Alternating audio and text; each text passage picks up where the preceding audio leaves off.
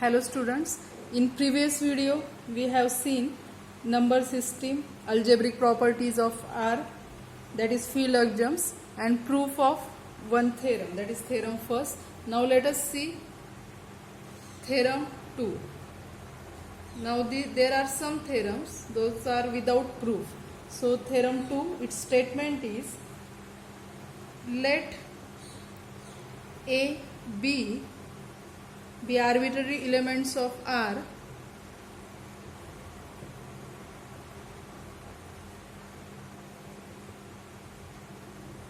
then A and B both are any arbitrary elements of R. Then first part A is the equation A plus X is equal to B has the unique solution. What will be its solution? A and B are arbitrary elements. X will be what? B minus A. Therefore, the equation A plus X is equal to B has the unique solution. X is equal to what will be there? This A will be shifted to this side, minus A plus B in R. This solution will be unique in R. And part B is, if A is not equal to 0, the equation A into X is equal to B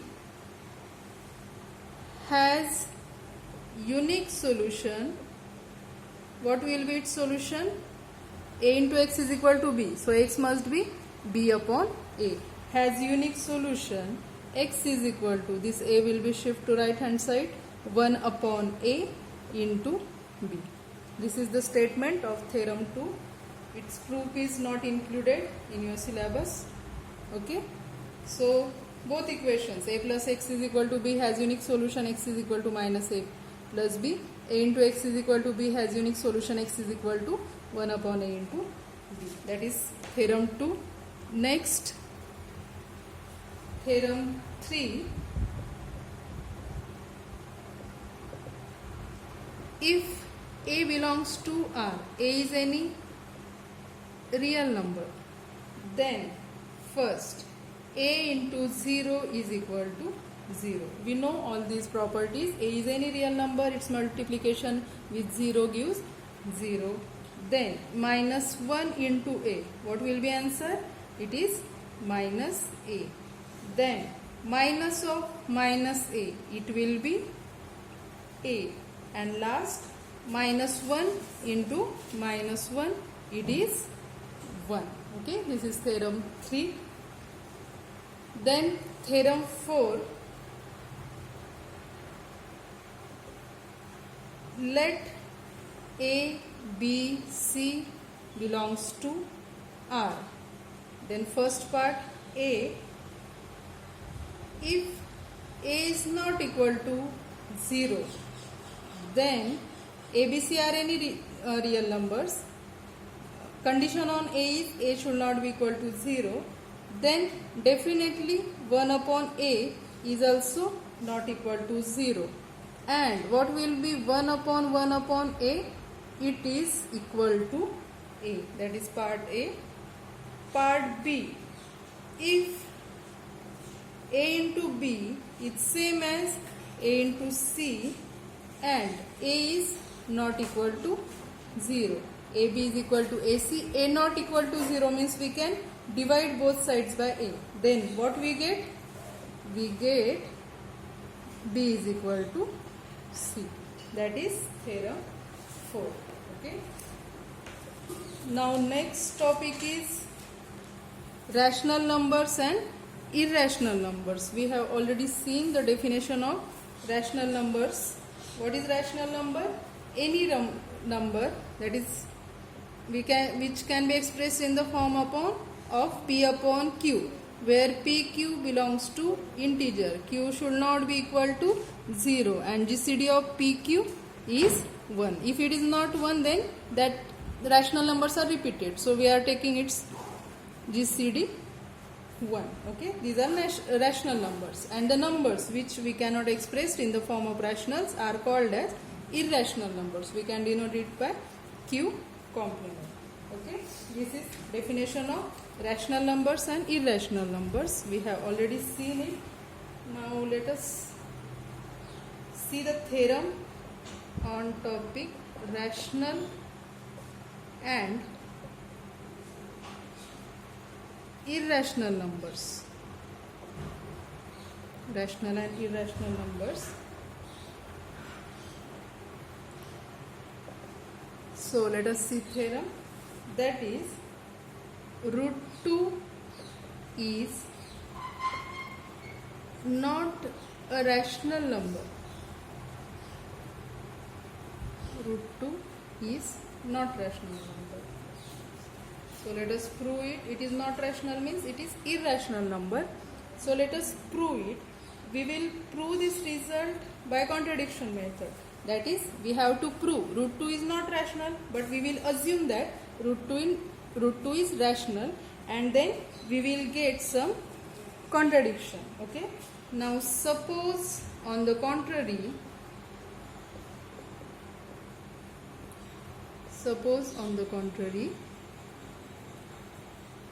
that root 2 is rational number. Okay, as root 2 is rational, therefore root 2 is rational means what? Therefore there exist integers p and q such that this root 2 can be expressed in the form of root 2 is equal to p upon q. Okay, where q is not equal to 0. Okay, now in this case we may assume that this p is greater than 0, q greater than 0, and their GCD of p and q is equal to 1. Okay, we are assuming their GCD is 1. Now let us give it equation 1. From 1, what can we write from 1? Taking square on both sides, from 1, p square upon q square is equal to 2. That is what this implies, p square is equal to 2q square. Okay, means what? From this, as p square is multiple of 2, from this we can write p square is even. Okay, p square is even. As we assume that root 2 is rational, means root 2 can be expressed in the form of p upon q, and GCD of pq should be 1. Okay, so squaring on both sides of 1, we get p square is 2q square. So p square must be even number. Now as p square is even, from this we say that p is even. Why so? If it is not, then we get contradiction. How? Let us see it. Okay, p square we have already written, p square is even. From this it implies p is even. Because, why this is so? Because if p is odd, then what happens? If p is odd, then we can write p as p is equal to 2n minus 1. Any odd number can be written in the form of 2n minus 1 or 2n plus 1. Okay, if p is odd, then p is 2n minus 1. Then what is its square? P square, that is 2n minus 1 bracket square. It will be 4n square minus 4n plus 1. It can be written as, we can write it as, take 2 common, so 2n square minus 2n plus 1. Okay, it is of the form of 2 into some number plus 1. Means what? From this what we get? It is also of this form. It is 2n plus 1, 2n minus 1. It is 2n plus 1. Means what? From this what we get? P square is odd number. P square is odd. But is it true? No, because p square is even, p square is odd, which is contradiction to the fact that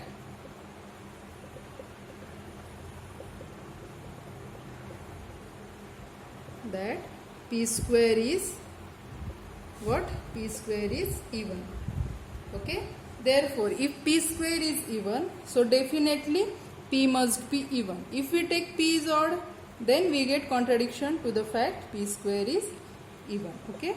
Therefore, p is even number. Now, since p is even, so since p is even, then p can be written in the form of 2 into some number. Okay, p is equal to 2m for some m belongs to natural number. As p is even, it can be written in the multiple of 2. Therefore, what we can write from this? What we get?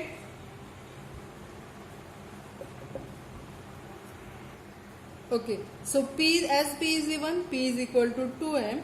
Therefore, after taking square, we get, therefore p square is equal to 2m square.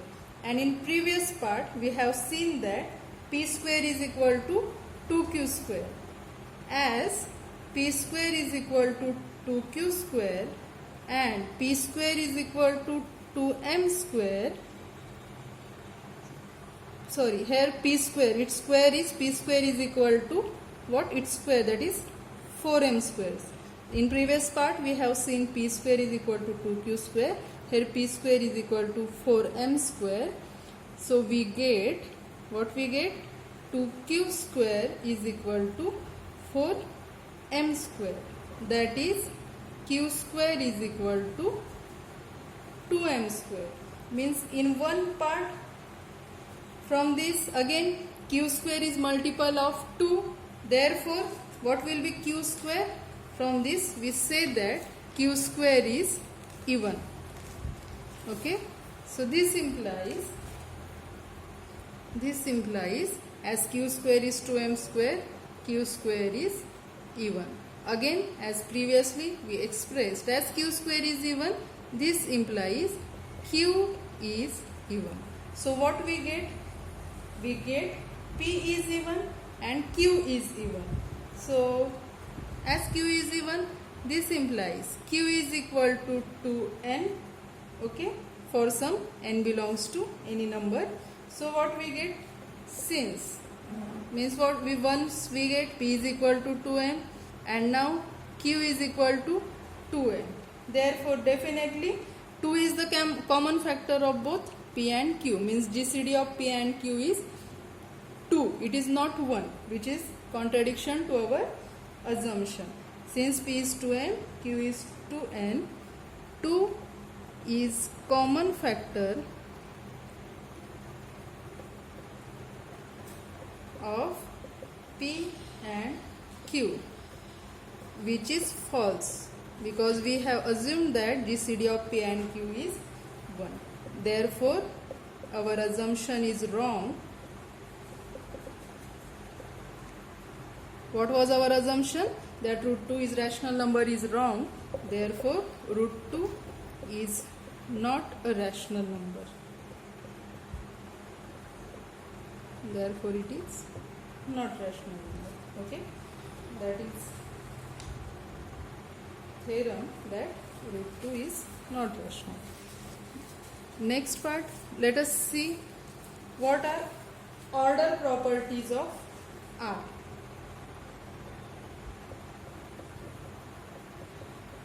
Order properties of R, or these are also called as order axioms. So what are these properties? Now let us consider R plus. Let R plus is non-empty subset of R representing positive reals.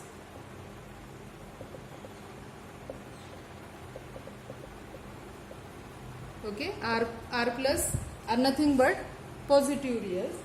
So what is first order property?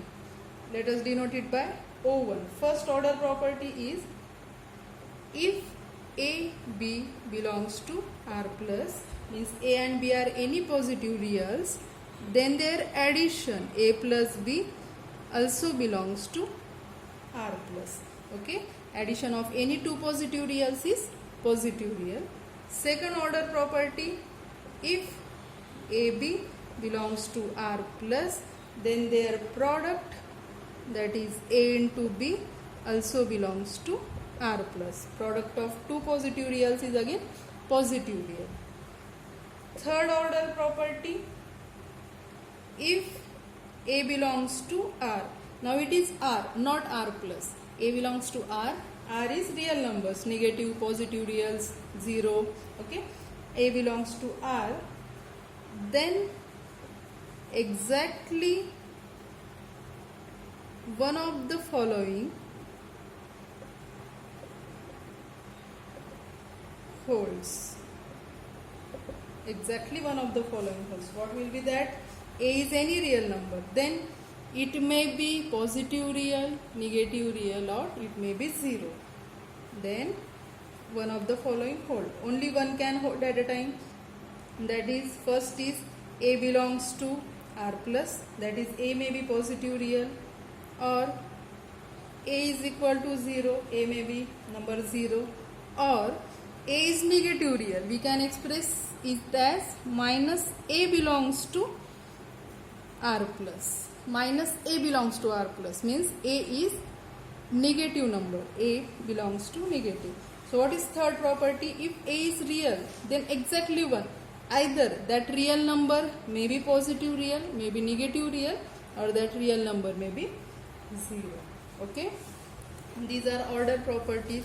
So in general, we define positive numbers, negative numbers, or non-negative numbers, non-positive. So how is that? Now,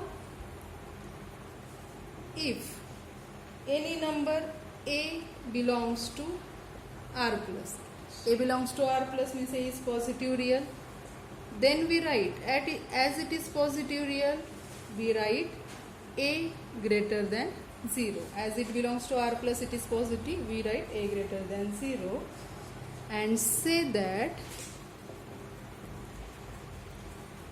a is positive, it is positive, or we can say that it is strictly positive, it is greater than, so it is strictly positive real number.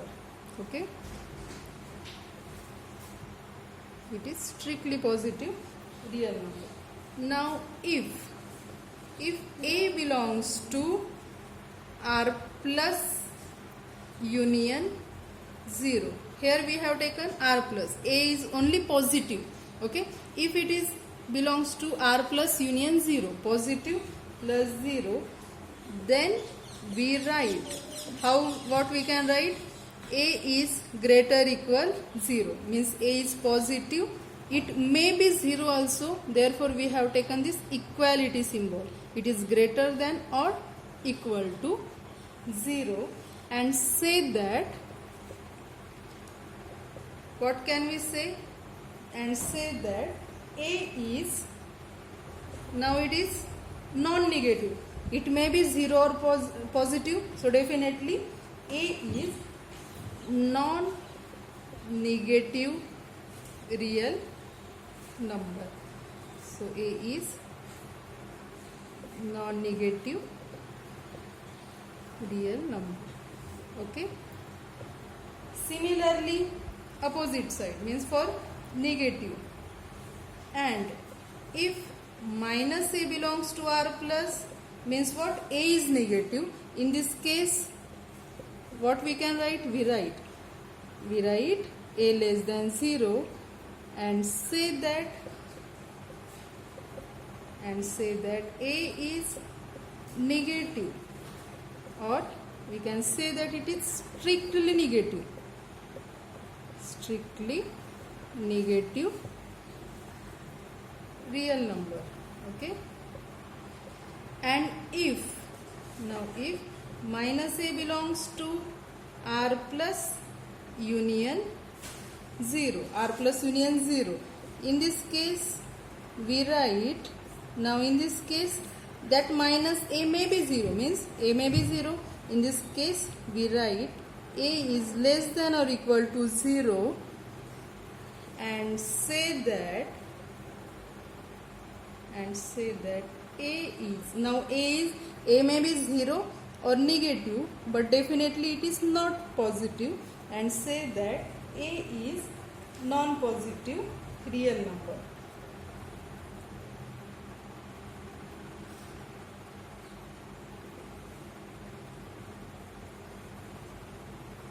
A is non-positive real number. Now let us see definition.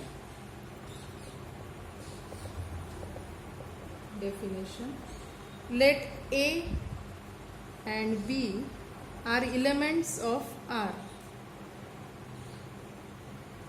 That A and B are any real numbers.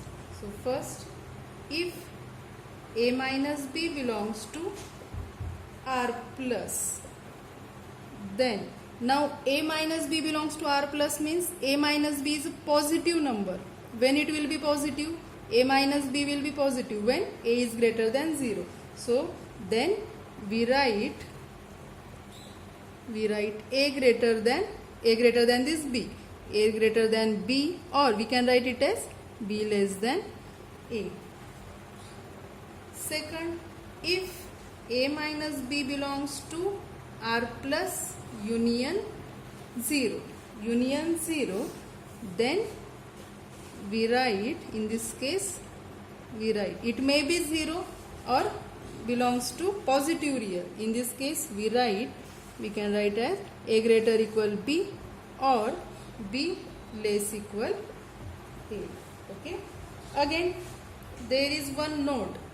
By trichotomy property we can write, for AB belongs to R, A and B are any two real numbers, then exactly for AB belongs to R, exactly one of the following holds.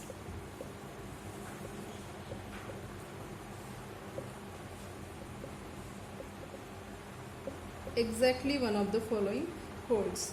So from this, for any two real numbers, what can we say? Either A greater than B or A less than B, or both numbers are equal, but at a time only one property is satisfied.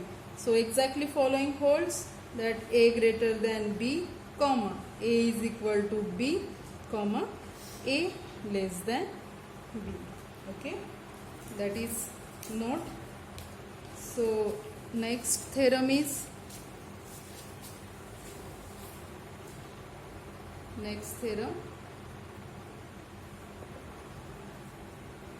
let A, B, C be any elements of R.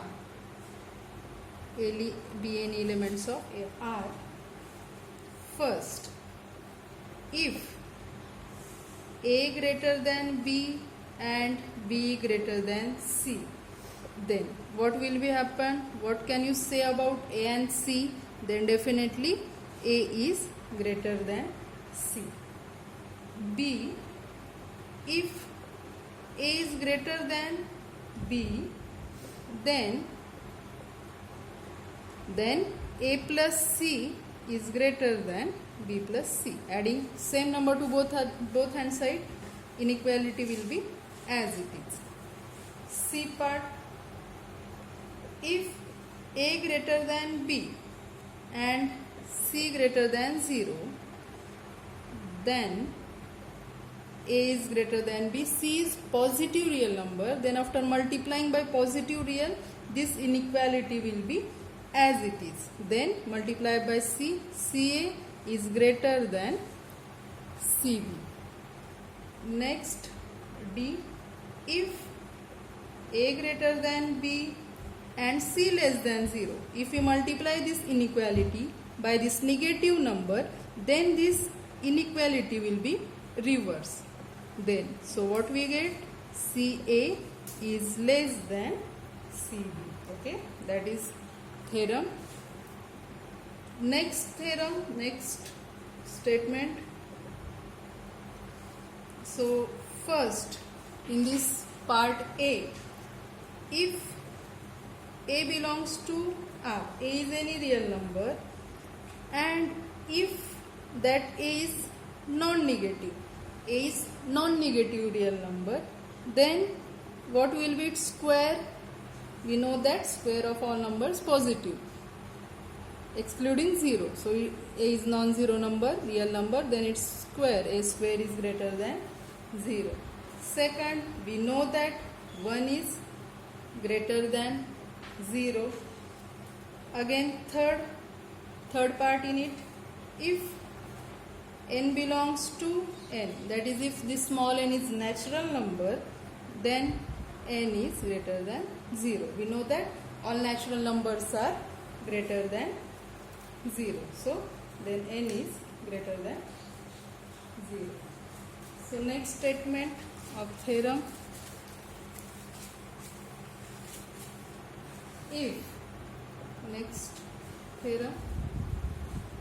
if A belongs to R, it's such that, condition on A is such that 0 less equal A less than epsilon for every epsilon greater than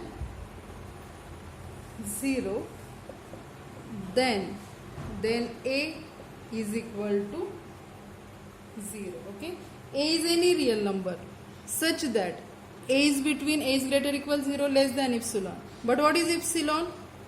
For every epsilon greater than 0, means if you take epsilon as 0.00001, then A is between these two numbers, then definitely A is between, A value of A will be 0.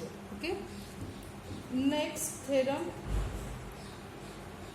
Now if A into B greater than 0, then either, first, now product of two numbers is positive when either both of two numbers positive or both are negative. So if A into B greater than 0, then either A greater than 0 and B greater than 0, or second, A less than 0 and B less than 0. Product of two negative numbers is positive. Okay. Similarly, corollary of this theorem. What will be corollary? If A into B less than 0, then either, if product of two numbers is negative, so definitely one of them must be positive. Then either A less than 0 and B greater than 0, or another possibility, A greater than 0 and B less than 0. Okay, that is corollary of this theorem. In next lecture we will see some examples. Okay, thank you.